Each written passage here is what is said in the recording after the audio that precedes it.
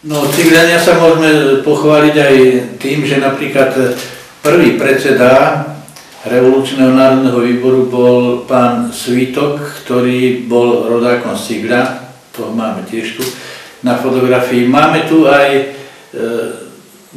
odložené, dobre zabezpečené mnohé vyznamenania, medaily, ktoré dostali naši občania za účasť v odboji a za účasť v Slovenskom národnom povstaní.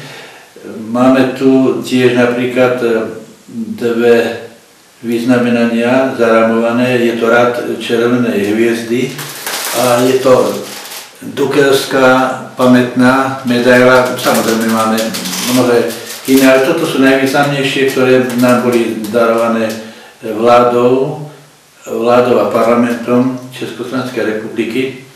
No a preto si aj dovolíme tvrdiť, že teda naša obec je revolučná obec, lebo má takúto revolučnú históriu. No a nakoniec táto naša izba revolučných tradícií je jediná v okrese. Takýchto, ak sa nemýlim, bolo do 90. roku asi 8. V 90. roku prišli sem funkcionári VPN, ktorí nám veľmi vrelo doporučovali, aby sme to tu nemali také niečo ako napríklad partizán, však to mohli byť aj banditi.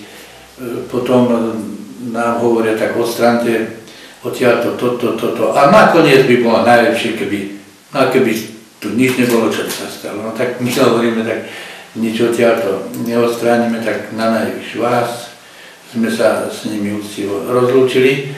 No a táto revolučná izba, tá izba revolučných tradícií nám doteraz